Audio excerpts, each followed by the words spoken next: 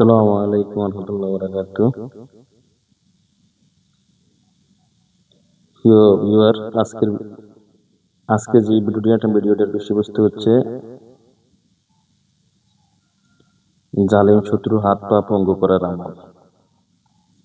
যেখানে কি লেখা আছে, এই আমলটি মারাত্মক ধরনের একটি আমল, তাই এই আমল কখনো সামান্য কোনো কারণে বা জড়গায় বিবাদে করবেন না। হিংসামূলক বা কাউকে কষ্ট দেওয়ার জন্য এই আমলটি কখনোই করবেন না। আবার সন্দেহমূলক এই আমল করা যাবে না। রবিবার দিবাগত রাতে পাক পবিত্র অবস্থায় নির্জন স্থানে বসে মেশক জাফরান কালি দিয়ে নকশাটি লিখবেন। নিচে নকশাটি লিখবেন, নিচে শত্রুর নাম, নিচে শত্রুর নাম ও তার মাতার নাম লিখবেন। লেখার সময় মুখে 3টা জিনিস দিয়ে রাখবেন। 3টা যেকোনো দ্রব্য মুখে রাখবেন আর কি, এবং শত্রুর কথা স্মরণ করবেন। যদি শত্রু যদি চিনা থাকেন তার স্মরণ করবেন, যেমন চোখ বন্ধ করলে তার চেহারা কল্পনাতে আসবে। আর যদি বেশি হয়, একাধিক হলে বলবেন আল্লাহ আমার সমাজ নিয়ত করবেন, ইন্নামা আমালু বিন্নিয়াত, নিয়তের উপরে বিচার হবে, কর্মের ফল হবে। তো বলবেন আমার সমস্ত শত্রুগণ। যাই হোক,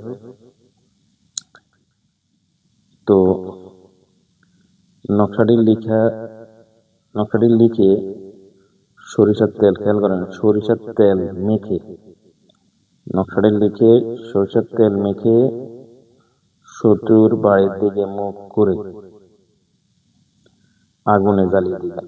মানে নকশাটা লেখার পরে সরিষার তেল মাখবেন। তেল মাখে এটা শত্রুর বাড়ির দিকে মুখ করে জ্বালিয়ে দিবেন। শত্রু চিরদিনের জন্য পঙ্গু বা অক্ষম হয়ে যাবে। এই নিয়মই রবিবার থেকে শুরু করবেন, পরের রবিবার পর্যন্ত এক নাগারে 7 দিন করবেন। ঠিক আছে, এই হলো নকশাটা এখন দেখাচ্ছি। নকশা 16 ঘরের নকশা। এই হলো ডান সাইডের 2 ঘর, স্পষ্টভাবে দেখুন। এই হলো বাম সাইডের 2 ঘর, মোট 8 আর 2 16 ঘর। পুরোটা হবে না, উপর থেকে দেখাচ্ছি পুরোটা একসাথে হবে না, আমরা দেখে নেবেন। এই হলো এক সাইড, সুন্দর দেখা যাচ্ছে। এবং শত্রুর নামও মায়ের নাম নিচে দেখবেন। এই হলো আরেক সাইড।